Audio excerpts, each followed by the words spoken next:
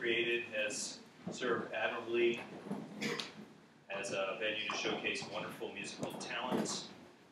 But for the Hyman family in particular, Loft has always been sort of a place to celebrate events. My wedding to Heidi, the naming ceremony of my daughter Julia, and countless holiday parties to which most of, if not all of you here, have attended at some point over the years. Although this occasion of reflecting on my mother's life will no doubt have its somber moments, I really want to stress how much we'd like to make this time together as much of a celebration as possible. And laughing, clapping, fun storytelling, eating, drinking are highly encouraged. And I know my mother with certainty wouldn't have the tone of this gathering any other way. And before we begin the program in earnest here, I'd really like to make a few acknowledgments. A special thanks to my Aunt Zita and her husband Bernie, who made the long trek out to D.C. Thank you for being here. And also my cousin Madeline, her husband Larry, Michelle, and Jeffrey. Thank you for coming out. My cousin Debbie DeMichael. She was my spiritual advisor and trusty shoulder to lean on during the difficult past year. Bless you.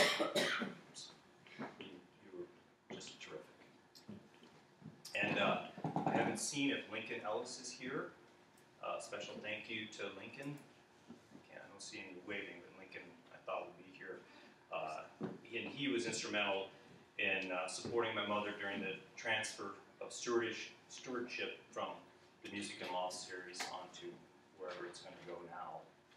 And there's obviously a benefit tomorrow if you don't know about it. You could see him when he does show up. I'm assuming he will show up. You could see him about the details for that. A quick note, we are extremely grateful to the Vitas Hospice Agency. Absolutely outstanding organization. They gave my mother exceptional care and with respect and utmost professionalism. And another person I'd like to recognize for her valuable role this past year is my sister-in-law, Belkis, for your loving support, tireless aid. Thank you very much. And of course, Eloise Morales, you are an angel for all the heavy lifting you did for my mother, and you continue to do so for my father. Thank you so much for all that you do. And lastly, just a general thanks to everyone here for being great friends and the family that you are, and dropping by with dinners or ice cream, taking my mother out to a show, phone calls of support, and not to mention the touching cards our family has received. We appreciate it very much. And now, a few words from my Aunt Zita. You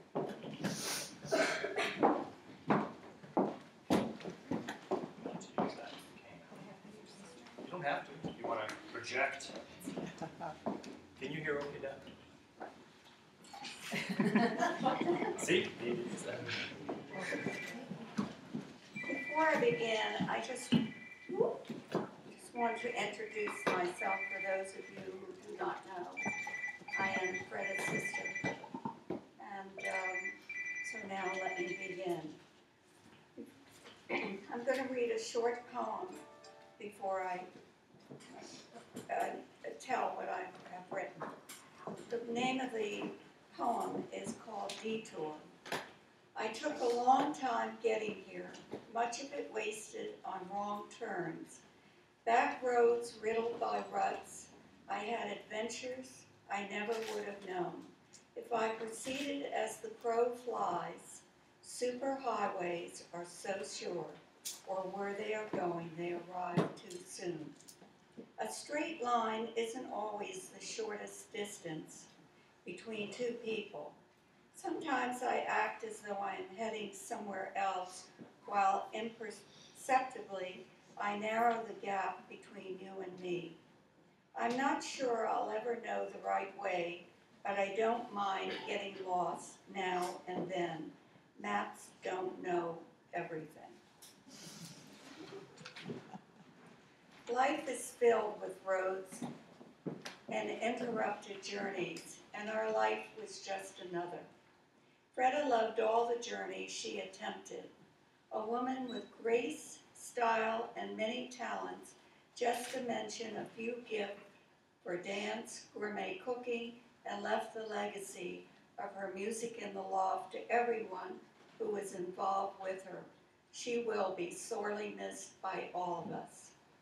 Let me begin by telling you some stories of our family, and I promise not to bore you with long ones. But all of us come from different backgrounds, and I've always found when attending events of this kind, what one learns about the family is what one seems to remember the most. Fred and I were born in New York City 5 years apart, and I'll let you ponder that one. We were the only two children of an immigrant mother and a father who was born in Memphis, Tennessee. Our mother came to America, the youngest of 3 children, with a single mother at the age of 8. Her father was shot while crossing a park in Riga, Latvia, leaving her without a father at 8 months of age. Her mother was 27 years old. Our grandmother was one of 6 children, and 2 of her brothers went to America several years before and got into real estate, pooled some money together to send for their sister, our grandmother. They had to get from Riga to Bremen, Germany, to board a ship to come over.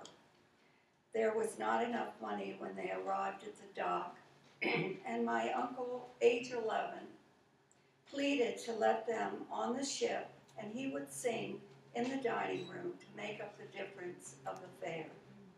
They arrived in Baltimore, and shortly thereafter went to Schenectady, New York, where they lived for several years, and finally came to Washington, D.C. Our grandmother was very poor, hardworking, and the one thing she gave all of us was the love of beauty, style, and grace. Henceforth, Fredda, who really had all those attributes. Even in jeans, she looked like someone on the cover of Vogue. Our father was an orthopedic surgeon and was a self-taught pianist who worked his way through medical school, playing the piano in a band. A typical evening after dinner in our home was to stand around the piano while Dad played and we all sang the old tunes.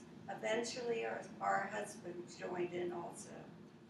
Fred and Sydney were married in 1960 and lived in Washington, D.C., where Sydney wrote for the Washington Post and the New York Times Magazine.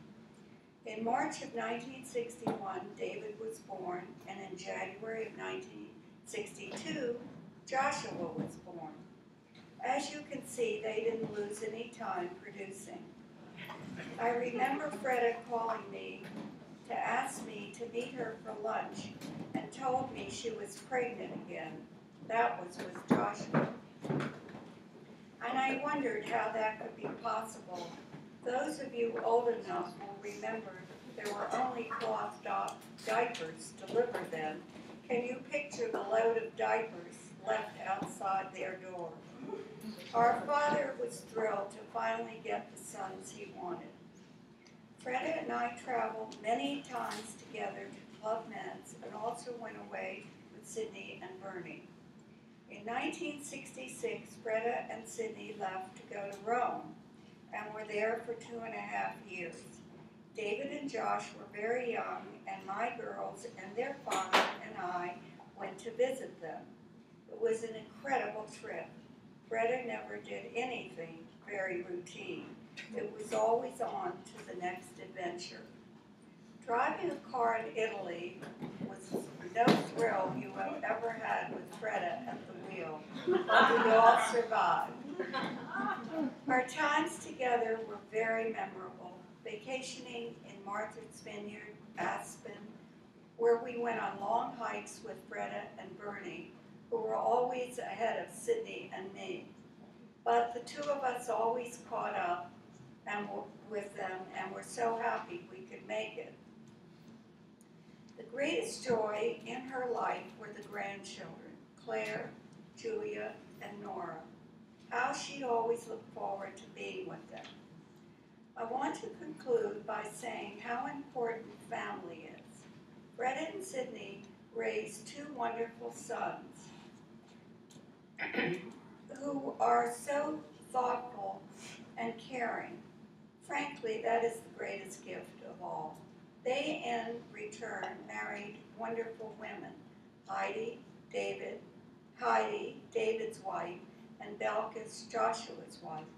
Together, the Hyman side of the family are all winners. But I feel the same way about my family. Madeline, who married Larry, and Margot, my other daughter, my four wonderful grandchildren, Michelle, Jeffrey, Joshua, and Jason. At this point, I would like to ask Claire, Julia, and Nora to come up and light a candle for their grandmother. So, Fredda, now you are on to your next adventure. We will all miss your spirit in this one, but we'll always remember you.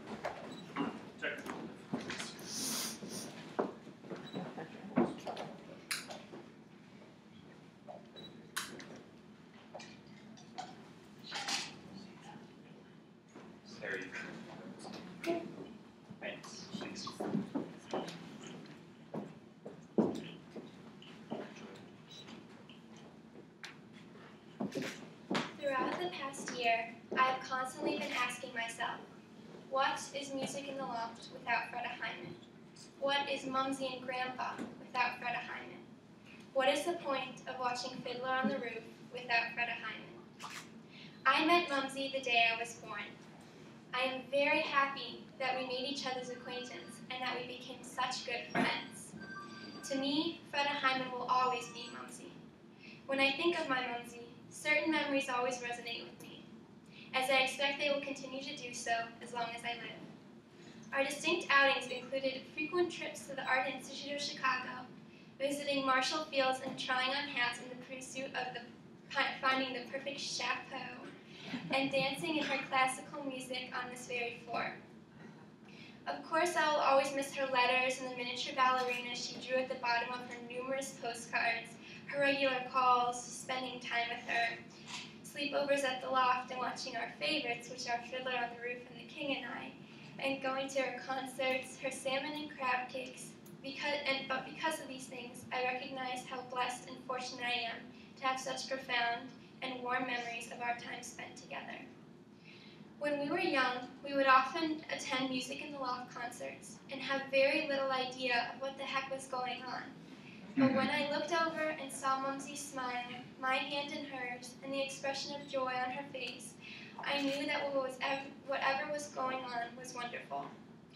The rest of my family, particularly my dad, must have recognized the positive influence that Mumsy had on me because when I came to Chicago, my dad made sure that I always got to spend time with Mumsy and Grampy. I am so thankful for that because of the positive impact that time spent together with Mumsy has had on me. While I have my own distinct memories with her, something I think is very special about this gathering is that we are all fortunate to know my grandmumsy in very different ways. Some know her as a mother, a wife, sister, an aunt, a mother-in-law, a friend, a Music in the Loft devotee, and my cousin, my sister, and I have had the pleasure of being her dutiful, admiring, and loving granddaughters. During 2 years of Mumsy's sickness, I still felt a strong connection with her and an ability to communicate with her in our own special and personal way, even though at times it was hard for her to express herself. Although it pains me that she is gone, I know that the uniqueness of Mumsy and her life will be celebrated through my family and generations to come. My goal is to remember all of the things I learned, experience I have discovered from the amazing woman in the first 14 years of my life. I feel pleased to know that Mumsy has left an artistic and distinct legacy that will be carried out through generations. Throughout the past year, I have constantly asked myself the question, what will life be like without Fredda Hyman? Sadly, and through much effort, I have answered this looming question. Life will be saddened by the loss of such a unique and steadfast friend and family member, but she has taken measures to assure she will not be forgotten. Thank you for being a friend to my grandmumsy. She will live on through stories, music, and postcards.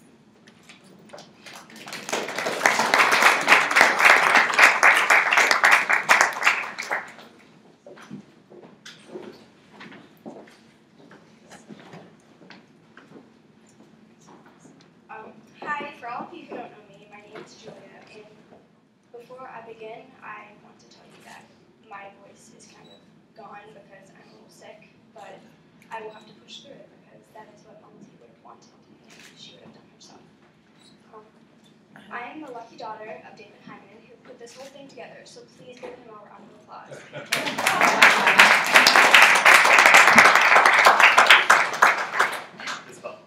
Yeah. Fredda was my grandmother, but I grew up calling her Mumsy because she thought Grandma would make her sound too old. There were so many things I will never forget about her, like that unmistakable bright yellow Mini Cooper she used to drive. I remember how excited I got when she would let me sit in the front seat. I felt like such a rebel. Me and my cousins, Claire and Nora, who are also here today, spent many days with her and Grandpa in the loft, which is this very floor. She would hand us instruments from a triangle-shaped table right next to the kitchen. Then she would form us into a small mini orchestra, she being the conductor, guiding our ear-screeching sounds that were supposed to make a melody. Music was always a part of Mumsy's life. Whenever she entered a room, she would gracefully skip in, humming some sort of ballet-esque tune. Then she would grab my hand and twirl me in circles, which was pretty outstanding for an old grandma.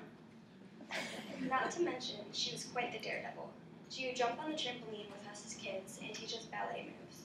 I would clumsily stumble to my knees, making Claire and Nora giggle. Meanwhile, she would always land with her toes pointed and her hands forming a poised circle above her head. Mumsy has inspired me in so many ways, and I've always admired her passion and love for music. Because of her, so many doors have been opened for me. I have the opportunity to say I grew up dancing with an angel, a legend, a hero. She taught me how to dance, sing, and love, and I plan to trace her footsteps, to share my voice with the world around me, and make an impact on the people I love. It took me a while to see it, but now I realize how similar I am to her. The dancing, the humming, that crazy sense of fashion. I mean, come on, look at what I'm wearing today. I can see myself in 50 years wearing a pair of high heels and fishnet stockings just like her. I mean, who could forget those stockings? She captured the essence of a true fashion mogul, and it amazes me how inspiring Mumsy was. One thing in particular was that little ballerina figure in the bottom right corner she always drew when she sent me a postcard. From time to time, she would send me quirky letters from places that she was visiting. And when I was younger, it never occurred to me how thoughtful it was of her to keep me in mind. I now look back and regret not saving all of them. I mean, I didn't even get to read most of them because my little brain couldn't comprehend cursive writing. On a different note, I actually think what I'll remember the most about her is the way she smelled. That mystery perfume she always wore. I could never figure out what it was. I have some of her jewelry hanging in my room, and every time I pass by it, I can remember her presence and the smell of her breeze when she was near. I think that shows that Mumsy will always be here with me, watching over me. I hope she's in heaven, and maybe she'll be my guardian angel up there. And ever so often, when I'm feeling down, I imagine her standing there offering me a pack of Mott's fruit snacks and a trip to the dollar store. But no matter where she is, I know that she will always be proud of me, watching me grow to a young woman. One thing for sure is that she will always have a place in my heart. And even though she has passed on, the memories, the love, the laughter will stay with me forever. Thank you for listening.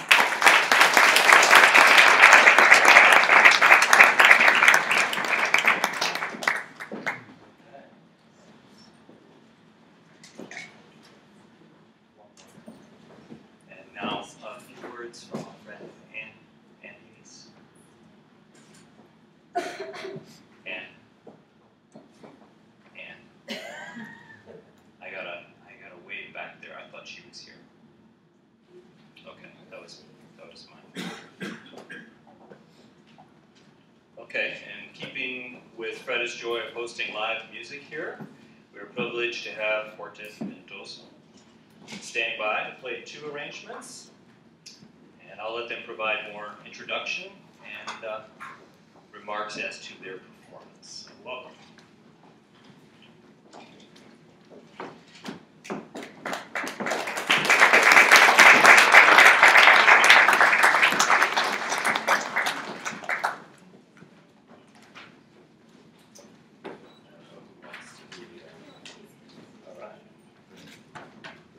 Hi, we're Quartet Mendoza, and I would like to say how grateful we are to Fredda Hyman. I remember my first experience with her was when I was about 10 years old. She called me and she asked if I could play in her concert that was 4 years from then. So it was 2008, and she said, "Could you play in 2012?" Of course, I said, "Sure. I think I'm free then." So we're also very grateful as a quartet. We played earlier this year in the Loft as the winners of the competition. So the first piece that we will play is Danzas Argentinas, and we chose this piece because we knew how much she loved to dance.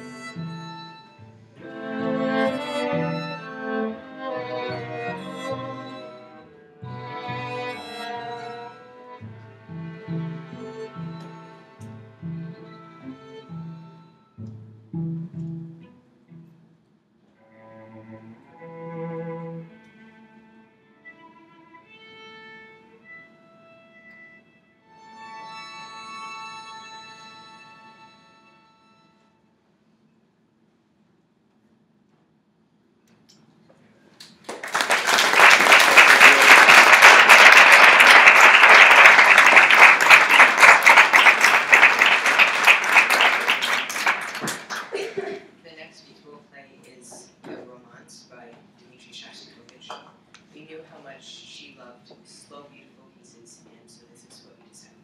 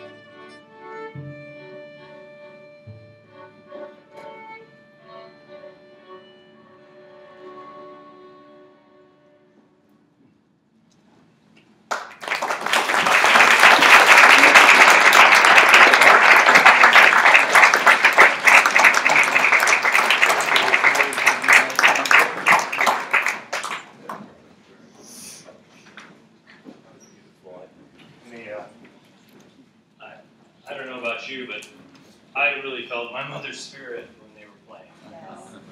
That was the sentiment for sure. And I know you have another engagement, and I will not be offended. You go continue on playing and on to your next, or hang out with us. You're welcome. Welcome. Anytime in our house. And good luck with your careers.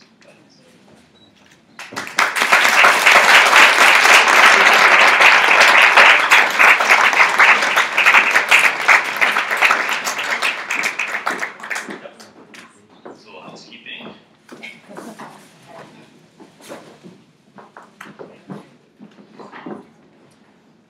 Wow. That's powerful stuff. I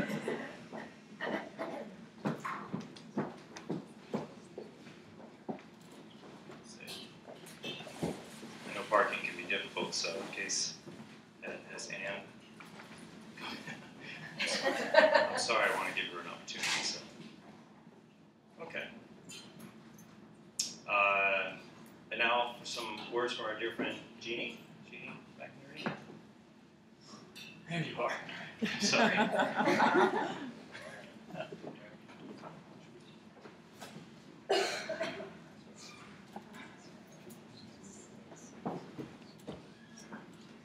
There are chairs back here. Yeah, if there are folks standing, please, this is a good time to come around the corner, please.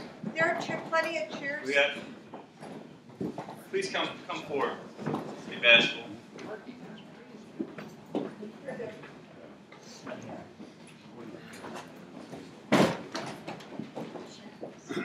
And for the new arrivals, cell phones, please take this opportunity.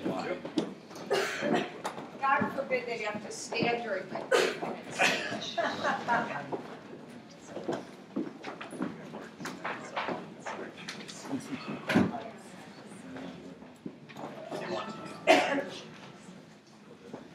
Not that I actually ever really need a microphone. Anyway, can I use this? Absolutely. Here. Actually, main.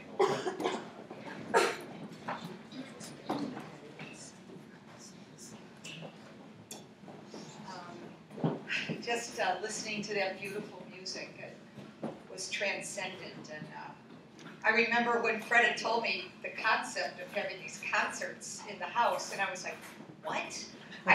At that time, I couldn't even stay awake for classical music, but she taught me well. I now totally appreciate it and thank her very much for that. It's truly an honor to speak today on behalf of my friend Fredda. Over a lifetime, we will probably each meet several thousand people.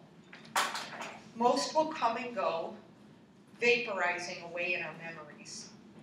However, every once in a while, you remember the exact moment, the exact place and time that someone entered your life. That was certainly the case with Fredda. I can still relive that moment exactly as it existed nearly 30 years ago. I was 26 years old and had just started my ragtag little catering business. I was renting the kitchen of an even more desperate-looking offbeat theater on Wilton Avenue. All I knew about Fredda before she got there was that she had heard about me from a friend and needed something creative for the Court Theater in Hyde Park. I didn't even know what the Court Theater was. When Fredda walked in, it immediately felt like I was in the presence of someone famous. She was dazzling.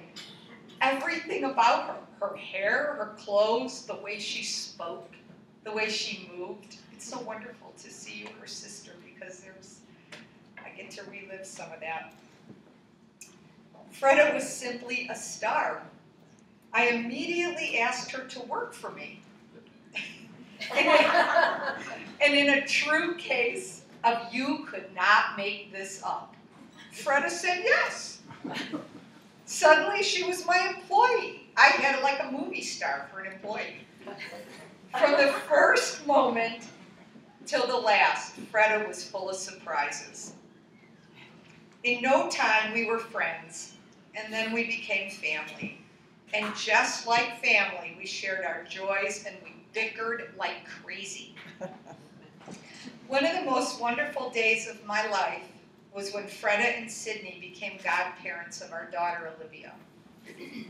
Fredda called me to tell me her and Sydney were going to be godparents, and of course I said, great. So they came over, and Fredda had planned out what we were going to do, which was fine by me. Fredda always had a plan. And they shared this incredible, beautiful tradition of surrounding Olivia's head with the book and the pennies to symbolize learning and prosperity. And whatever Fredda did worked, because Olivia's majoring in finance, so I guess it worked out. Ever since I received the sad news that Fredda had passed away, my mind has been going over and over the long, wonderful, and very quirky friendship that was the bond between the two of us, and that became the bond between David, our family, and your family. It has crossed my mind more than once that Fredda is the only person I know of that you could never say, you know, Fredda reminds me of blank. There's no one there. I can't think of anybody. When I think about that, Fredda reminds me of no one else. She was a one of a kind. Nobody out there ever in the universe was like Fredda. Was Fredda perfect? No. But she was perfectly Fredda.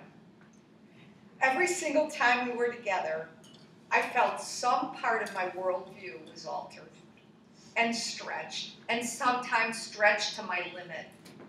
But it was always for the better. Like I said, I was a rock and roller. Little did I know I would grow to appreciate classical music so much. I remember sitting with Fredda in the rear of the room for the October Music in the Loft program. I held her hand and could feel the absolute pleasure the music still gave her. Exactly what you were saying, you could feel your mom's presence with the music here. Everything could completely drop away from her, including her sad illness, and the music took over her body. It seemed to me that everything became an artistic endeavor with Fredda. Her home. I remember walking into the loft, and I know this sounds small, but the fact that she painted the back of the wall a different color than the bookcases, I just thought that was so incredibly cool. But it was Fredda. Everything she did was Fredda. How many people do we know had a bust of themselves in their living room? I mean, really, right? That cool. And like you said, there's two. I have a second. We might have to bring it out for tonight. Ours is in bronze.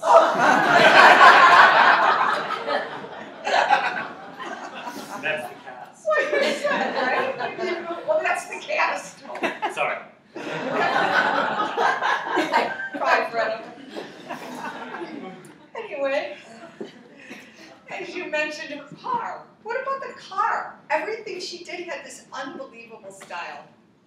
And I've often said to Sydney that I felt like Liza Doolittle, a diamond in the rough, transformed by my relationship with Fredda.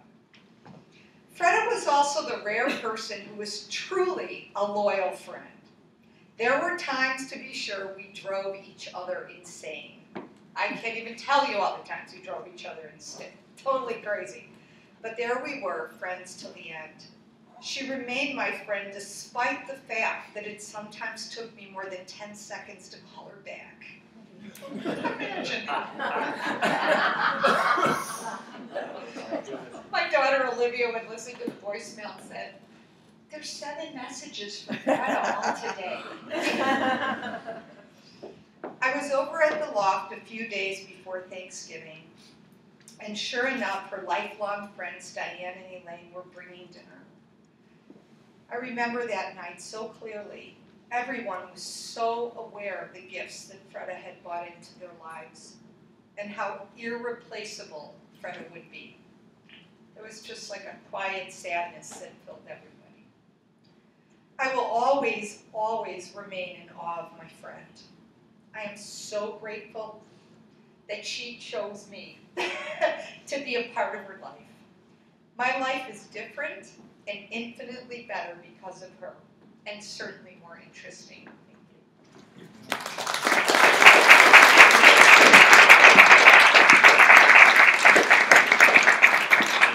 I'm sure on each one of those calls there was dear, right? Yes. Would you please, dear? Yes. That's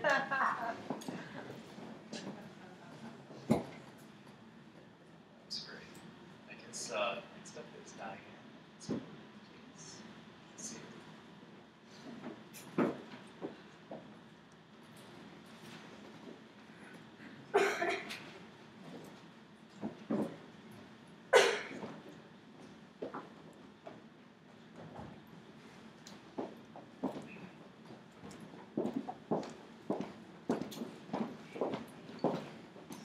Hi. And say hello to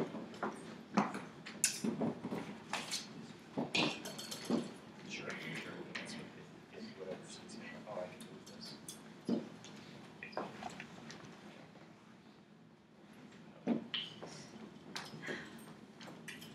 Many years ago, when I was selling Sydney and Fredda's house in Kenwood, I showed the house one morning to the then recent head of Michael Reese Hospital, just arrived from Harvard, and his wife. Our appointment was at 8 o'clock in the morning. We found Fredda in the kitchen, making pasta from scratch, preparing dinner in advance for gathering in her house that evening because she was not going to be home most of the day. I can still see her looking particularly lovely in a very vivid emerald green silk blouse. She wasn't wearing an apron.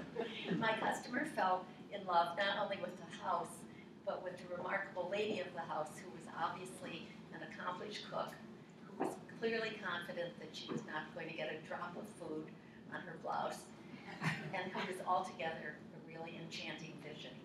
Later in the day, he only stopped talking about Fredda when he realized that his wife, who was a charming and accomplished woman, was suffering a lot. There are so many things to remember and cherish about Fredda.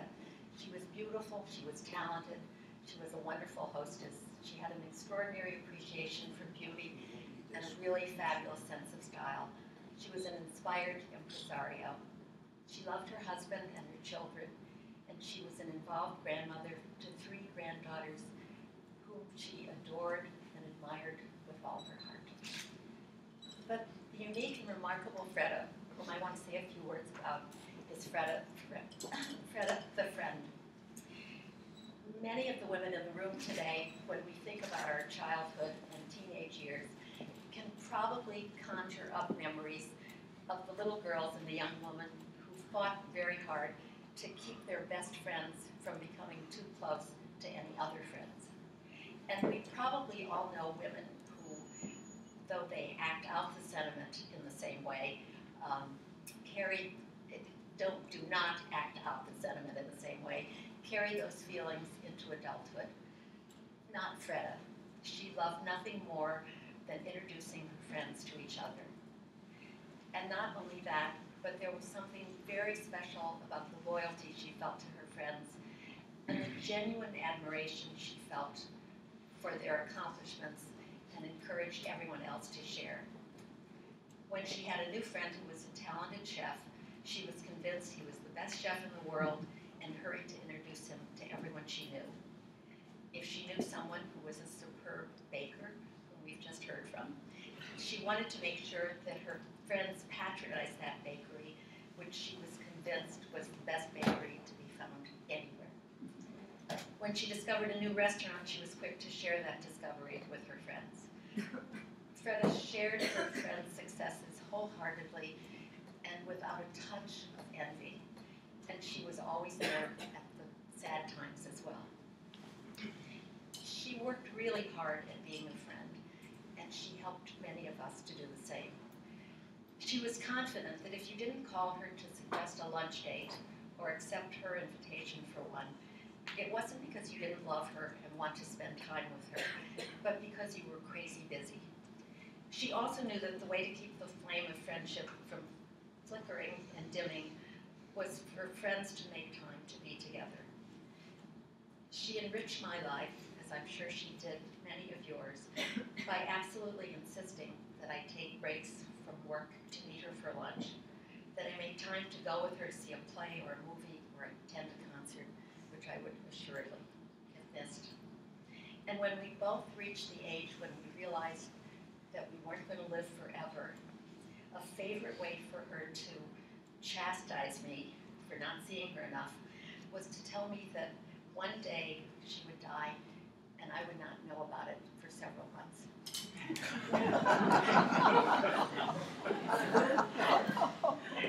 Fredda would love that her friends are all here together, thinking about her, mourning her loss, but celebrating a life really well lived.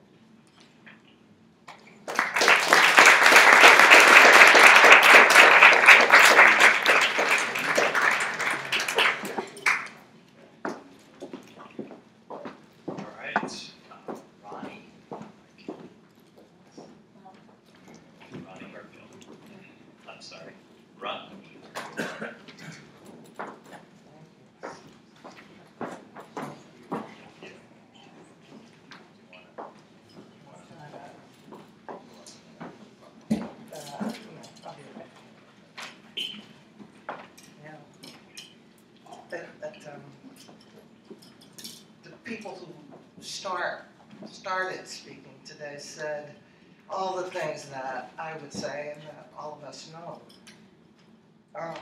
So some of this may seem like repeating things, but my friendship with Fredda was not about food, although that was a big part of our lives together. We had lunch all the time in many different settings, from the Arts Club to Ina's down the street, to Greek Town, to the Swiss Hotel, all kinds of places. And on one of my big birthdays, Fredda gave a birthday party for me here, a birthday dinner, and had a cake made that was as spectacular as any wedding cake anybody has ever had. She said to me at the time, you can only invite 6 people.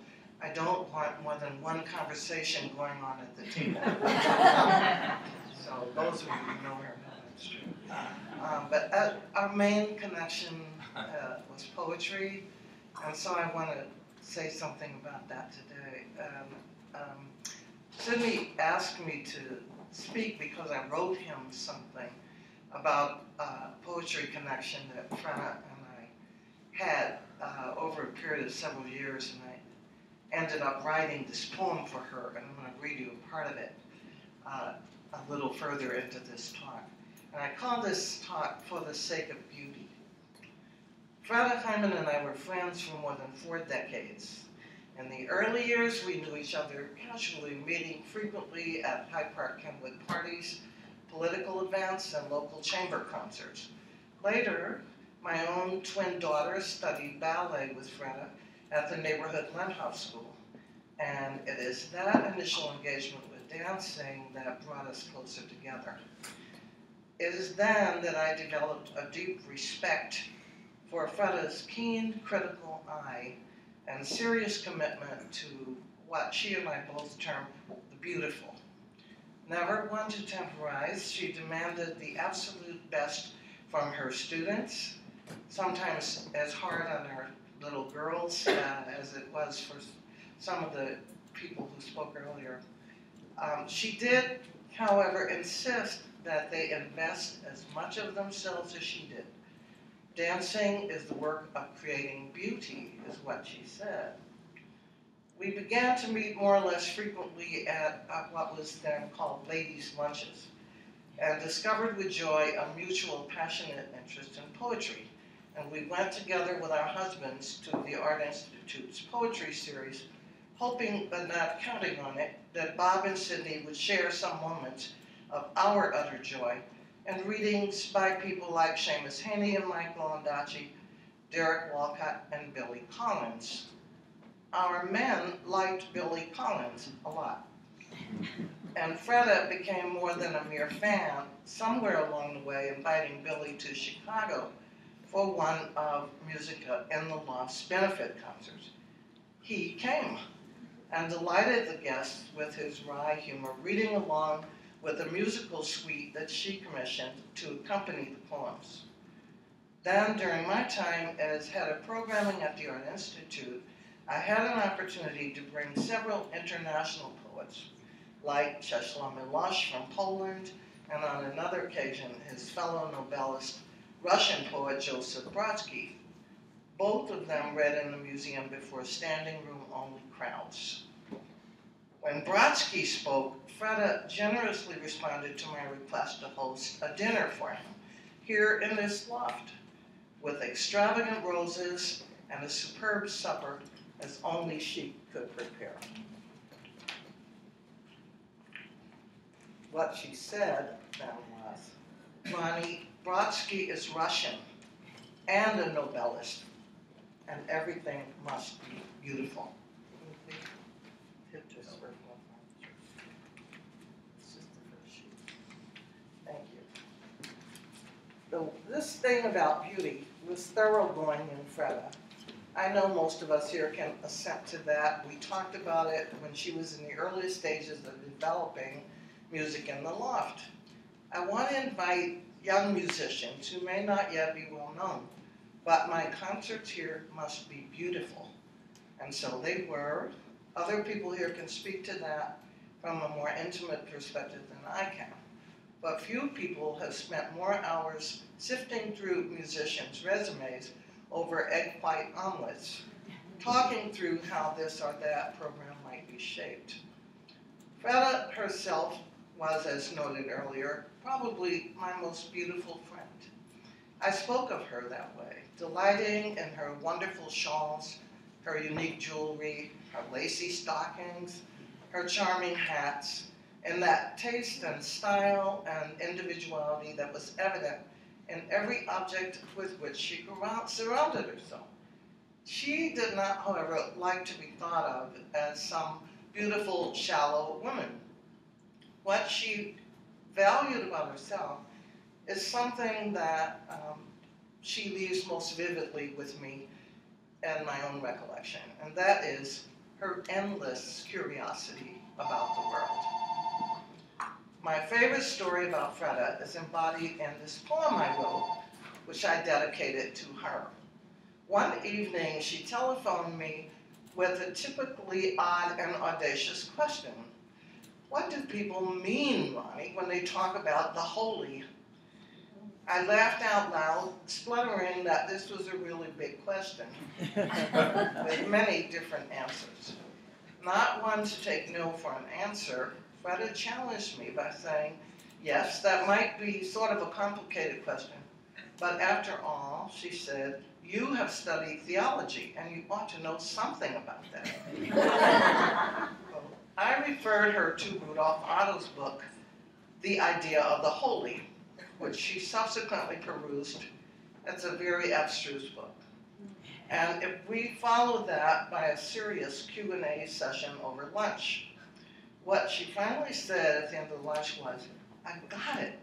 This holy thing is a poem.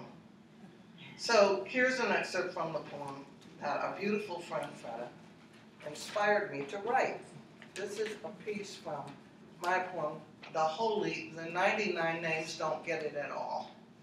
I had seen a poster, some of you may have seen, up on Devon Avenue called The 99 Names of God. The Holy is mostly about not name. Rivers, children, oceans, stars, stones, encountered, met in the fleeting, known in the not known, holy the firm, but also the not firm, and the infirm, and the impossibly unfirmable. Holy the not yet. Brown husks of bulbs and nearly invisible shimmy beneath the frozen ground of being, sentient with their own inevitable and ineffable bloom.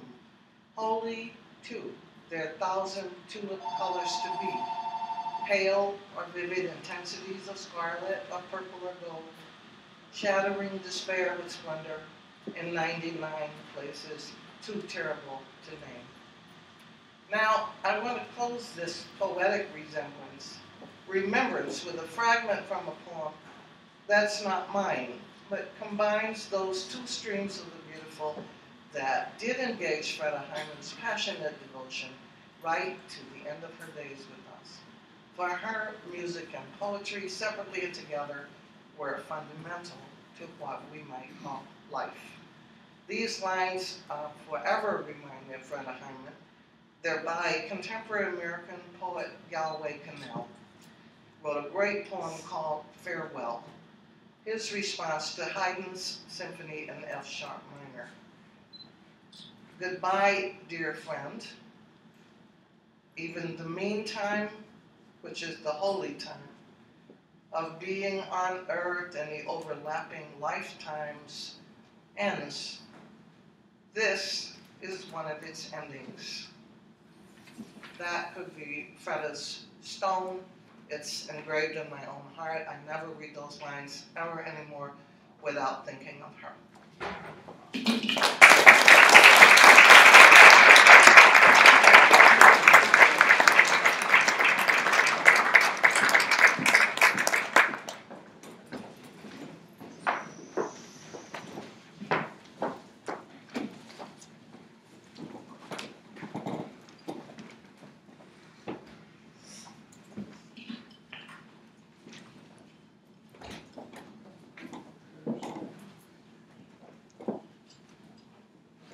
Saving trees with this.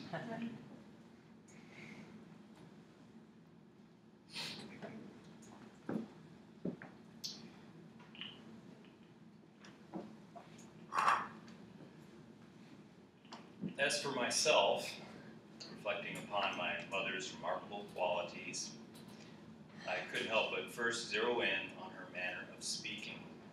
She spoke directly and decisively. For some at times, this could be a little bit jarring. It might even make you feel uncomfortable. For example, I once brought a new friend home here to visit and be introduced to my parents. And my mom gave a very warm and gracious greeting. And then she quickly said, "Did you realize your socks don't match?" But in this age of ever-increasing hypocrisy, snarkiness, and disingenuous behavior aimed at taking advantage of others, her method of communicating now shines for me as an example to strive for, especially for those of us still in the workplace. Not that I tell my boss his socks don't match. Being direct is being honest, real, and consistent. My mother's manner of speaking directly was not without some cryptic qualities. Usually this would come in the form of one-word statements or opinions. Here's some examples. "Mom, I'm going to Brussels." Her response, "New house." "Mom, I'm going to Naples." "Oh, Italy." "Mom, I'm going to Seville." She'd say, "To Rome." I had no idea at the time what the devil she was talking about, but later I discovered these were all recommendations for the finest chocolate, finest coffee, and the finest Spanish nougat, which I can't keep in the house. My wife will eat that one day. Even her pronunciation of certain words was often amusing and remarkable to me. I suppose it reflected her craving to be a citizen of the world and to have international appeal. She'd say things like, "I don't care for Sylvester Stallone films." Or, "My Peugeot is a great car. It has Michelin tires." Or, "It's not the circus, David. It's Cirque du Soleil." She also used the word bravo more than any non-pilot I've met. Although a proud American, perhaps it was her far-reaching travels as a young dancer which forged a sense of importance to look beyond this country as the center of the universe.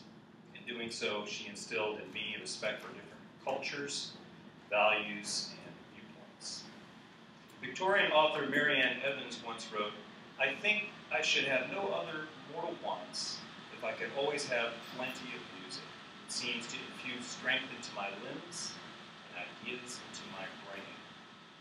Life seems to go on without effort when I'm filled with music. As for my mother's passion for music and the arts, I'm sure there were many of us here who could provide noteworthy remembrance. Just suffice it to say, in our home, amidst relentless warring and wilding of her two sons, I'm convinced the constant radio playing of classical masterpieces and mandatory visits to the Art Institute helped keep her sanity, but more importantly, provided us the basis for appreciating all things civilized and exceptional. Stop watching cartoons, she'd yell up from the kitchen. Julia Child is on PBS. Fredda loathed mediocrity. She challenged us to seek out and value the finer things in life, creative expression above all else. As a boy, I'd pester her over what she wanted for her birthday. The answer was always the same. Draw me a picture, dear. My mother's creative expression took on many forms. Her sense of fashion, obsession with miniature wind-up toys, collecting pop culture pins. Even setting the table for a dinner party would have to convey a certain panache. She taught me that word.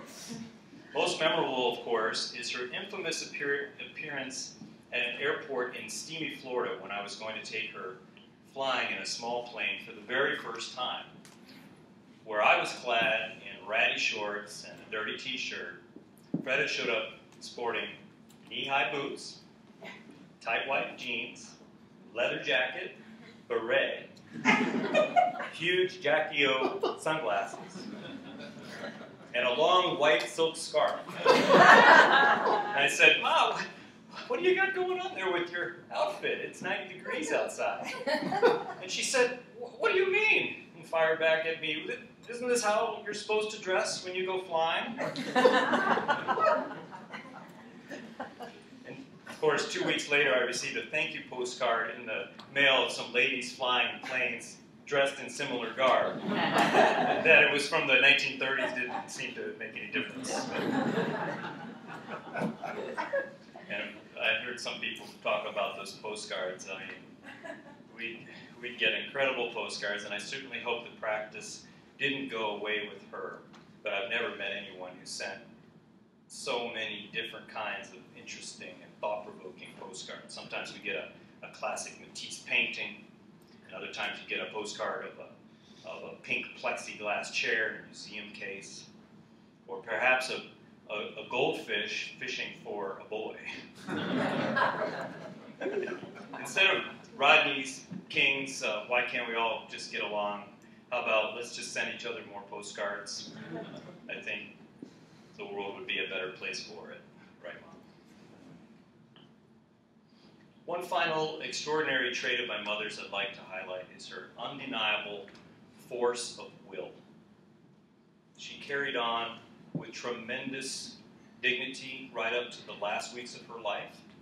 She rarely complained to me about her predicament and insisted on scheduling events to enjoy, no matter how taxing I thought it might be on her. And there's no question her effort, actually insistence, to make the drive out to Michigan this last Thanksgiving was nothing short of Herculean. Although incredibly frail at that point, in fact, she only passed away 1 week after Thanksgiving.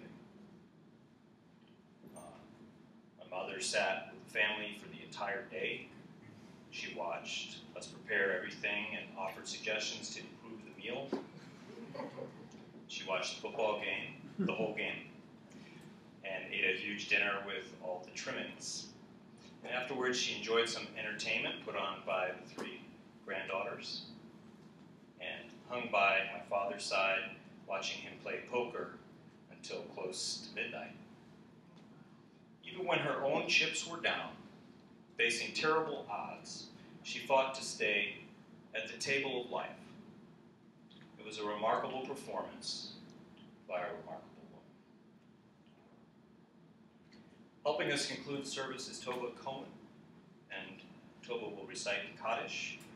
And I guess, Tova, as you come up, I'll just say this quickly. My father helped explain to me the Kaddish, which came into being perhaps 2,000 years ago in the Aramaic dialect of Hebrew, but it was originally neither a prayer for the dead nor part of any Judaic liturgy. In its different versions over the millennia, it was recited to mark the conclusion of a course of study or the completion of a literary composition. But over and above all else, it gave thanks for the gift of life itself, open to possibilities for creative acts whose benefits can extend to the farthest future.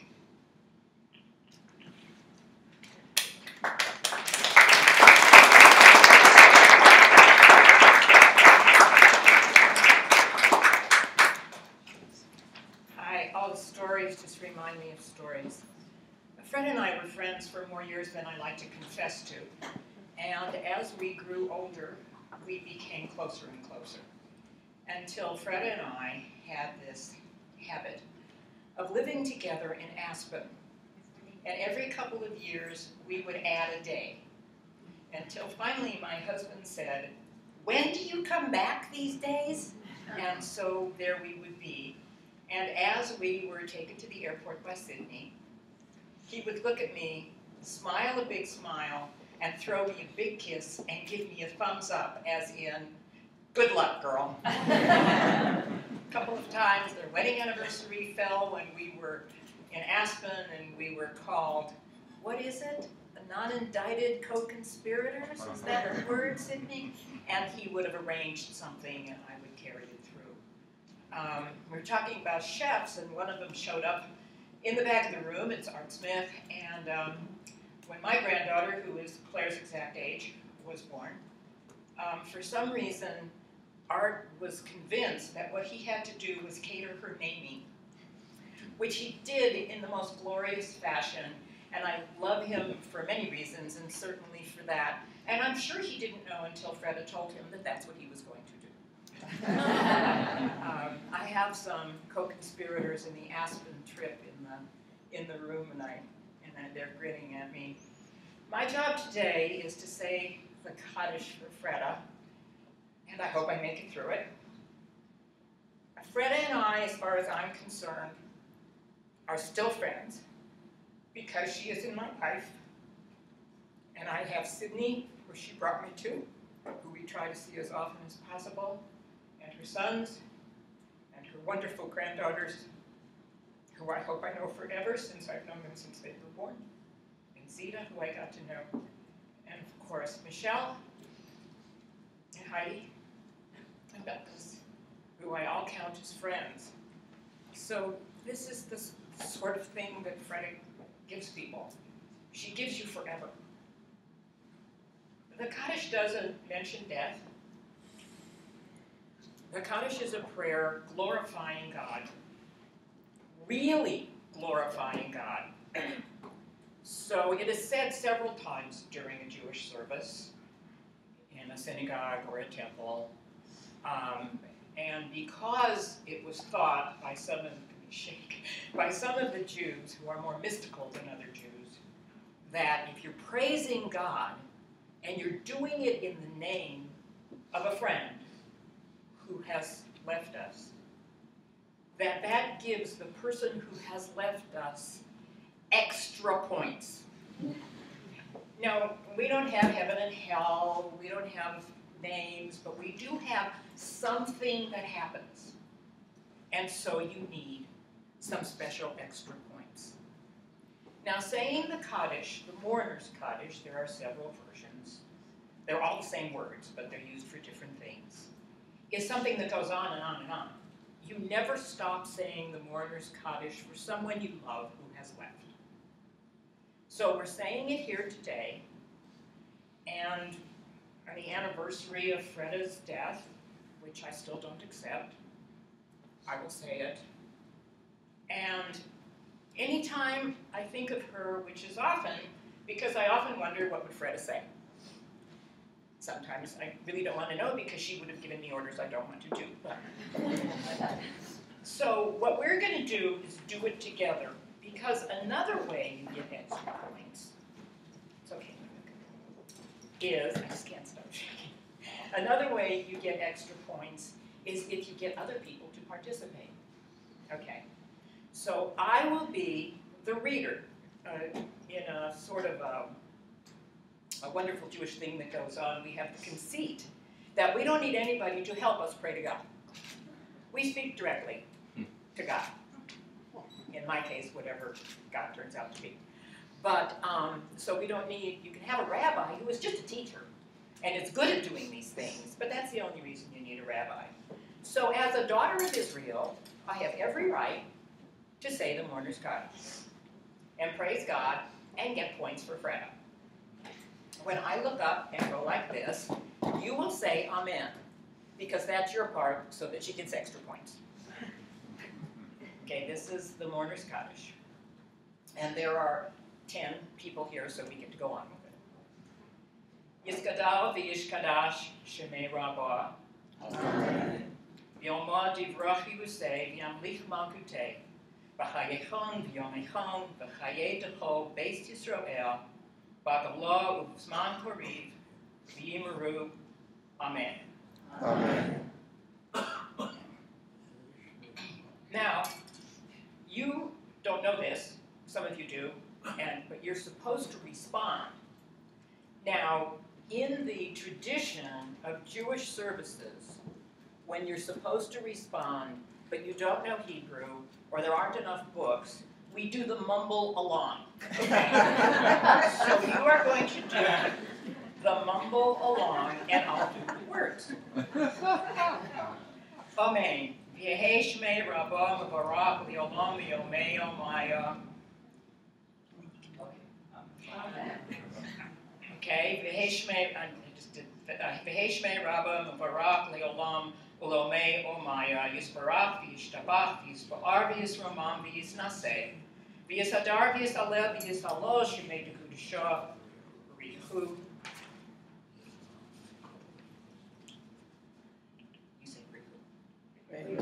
Le'olo mincho,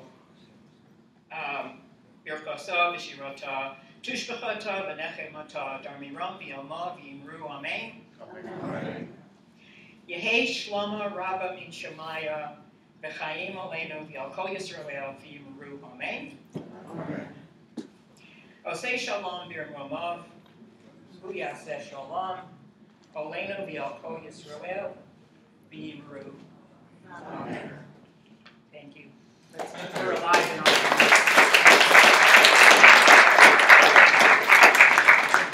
That concludes the service, and just so that we don't have a collision in the middle, if we could, let's say this half, you're the lucky ones with booze. Let's just see if we can try. We'll clear these chairs out as well. Maybe some people in the back perhaps help funnel some of the chairs, and we'll start to spread out. And then those on this side, you can go through here and help yourself to some food. And we do have coffee for those who still need another cup in the kitchen. Anything else? Ask one of the Hymans. Stay as long as you like.